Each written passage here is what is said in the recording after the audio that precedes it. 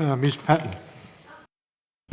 Thank you, Acting President, and I'm pleased to rise briefly to speak on this bill. And I will speak briefly because we have heard so many really terrific contributions to this legislation today. And it is incredibly important work for this parliament, and it will, as Ms Shing recently mentioned, will set a new course in our approach to mental health and wellbeing, and not before time, not before time. And as someone who's been chairing the Legal and Social Issues Committee this term, and the impact of mental health and the impact of a lot of our mental health policies are so broad-reaching. So whether that's when we're doing an inquiry into homelessness and looking at the impact that mental health has on people's housing, or whether it's recognising that 2 out of 5 people who enter our prison system have been diagnosed with mental health. And if it's women, it's 2 out of 3 women in our prisons have been diagnosed with mental health. Nearly half of the women in our prison are taking medication for their mental health. So the impacts that our policies that we have made on mental health impact our justice system, impact our housing and the services that we offer our homeless people who are experiencing homelessness, impact a lot of our drug and alcohol policies. Now, I think that the objectives of a harm minimisation approach that is throughout this bill and is throughout the intentions of this bill is very good. I hope that means we'll start seeing a strong harm minimisation approach to alcohol and other drugs, not just in the services we provide, but in the laws that surround drugs and alcohol in our community, but particularly illicit drugs. But as we know, we've been forever kind of operating at ambulances at the bottom of the cliff. We've kind of constantly been in crisis mode, and I know that all of us have had those desperate calls from constituents who just cannot get help for their loved one, or are really struggling with their own mental health, and there is nowhere for them to go. This bill and this approach, this plan, will enable far easier early intervention. This will also assist us in addressing stigma. We know the stigma around mental health. We know that also delays people from seeking help for their mental health because of the shame and stigma that they experience from having mental ill health. And as the Royal Commission really found all of this, that we need a complete rebuild. But that's not to say that the people in this sector, I've never met more dedicated people than the people in the mental health sector. I was recently at Heidelberg at the Austin Acute Mental Health Ward there, and the dedication and the passion and of the allied health workers there, of the nurses there, of the psychiatrists, of even the receptionists there were quite overwhelming. But they were working with this incredibly dilapidated infrastructure and, to be honest, a fairly dilapidated system. There was a patient there who had an eating disorder, and I saw where she was staying, and I couldn't help but thinking that this is the last place that someone should be to get better. This is not a place that this is not conducive to making someone feel better and improve their health. So this is really welcomed by our community. It's certainly, I think, we can commend the government for this work. It's well considered, and it is building from the base up. Was almost pleasantly surprised by the opposition's amendments, which I'm supportive of. for recognising alcohol and other drugs, and recognising that as an important component of this, and having that recognition introduced into the bill. This legislation and the implementation of it, and that being the implementation of the recommendations of the Royal Commission, will absolutely save lives. I don't think there's a single one of us who hasn't been affected by suicide, who hasn't mourned the loss of someone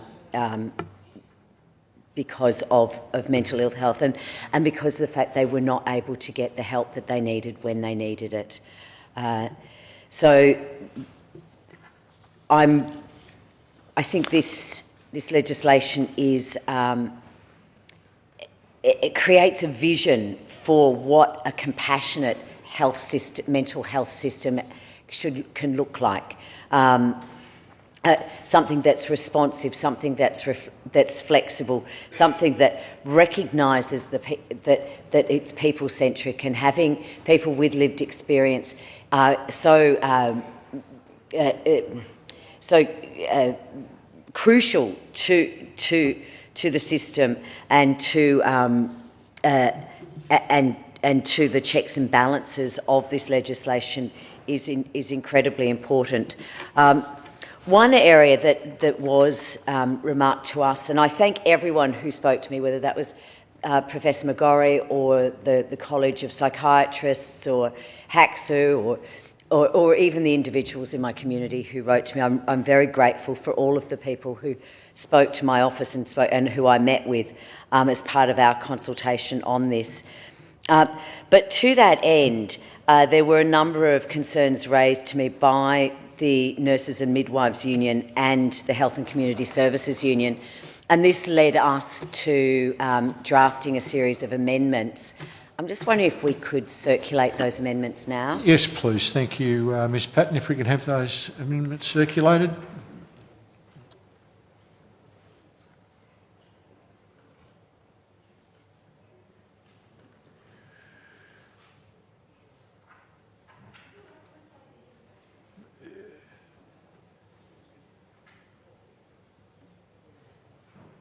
Yeah, continue, please. Yeah, thank you. Thank you. So these amendments establish a legislative basis for the Mental Health, Workforce Safety and Wellbeing Committee. This is a committee that already exists, and it's currently established administratively via the Secretary. So this is actually just embedding it into the legislation to ensure that this committee does continue to exist and continue to operate. And it being the Workforce Safety and Wellbeing Committee, this was really, this will assist in some of the concerns that the workforce had about the implementation of various parts of the legislation, what that would have on the safety of their workplaces. And this ensures that there is a transparent oversight of that. It flows from the Royal Commission's Recommendation 59. And as I say, its purpose will be to look at the prevention of and responses to the occupational health, safety and wellbeing risk to the mental health and wellbeing workforce. So I think this is very sensible. It's implementing something that already exists, and I hope that it will be supported here. As I said, I support the amendments that the opposition has raised and introduced for this bill as well, because alcohol and other drugs should not be seen as either or to mental health. An alcohol or drug disorder, use disorder, it's part of a mental health spectrum, and so often we have seen and heard of people saying, I can't treat you for your mental health until you're treated for your drug use disorder, or I can't treat you for your drug use disorder until you have been treated for your mental health disorder. it needs to be seen on the continuum, and we can do both. And this, I think this legislation also enables that to happen. I hope this also means that we will see a lot more funding for alcohol and other drug services. I would like to see a lot more law reform in regards to alcohol and drugs, because I think that actually would enable us to make far better early interventions before someone's drug use or alcohol use becomes a problem, but particularly their drug use. Just finally, I'd like to highlight just something that the Health and Community Service Union sent to me, and it's not in the legislation, but I think it's something that really should be considered, and it's recognising the importance of our allied health workers, whether that's our occupational therapists, whether that's our speech pathologists, our art therapists. They have such a crucial role to play in our mental health systems, and that really should be recognised. So HACSU believe that having access to the right intervention at the right time is integral to the experience of consumers and the smooth functioning of the mental health system. We view mental health as a holistic service rather than silos of disciplines. All professions must work hand in hand for the sector to work. Without one of the pieces, the system falls apart. That is why we are advocating for staffing profiles across all disciplines. Staffing profiles historically only apply to nursing staff. HACSU members know that staffing profiles must be extended to all those working in the mental health sector. I concur, and I hope as part of the implementation of this legislation that we will see staffing profiles being extended to allied health workers as well. So again, I'd like to extend my thanks and gratitude to the many people who reached out to me about this legislation. As I've said, it goes directly to harm reduction in our community. It will save lives, and of course, in that important context, it has my full support. Thank you.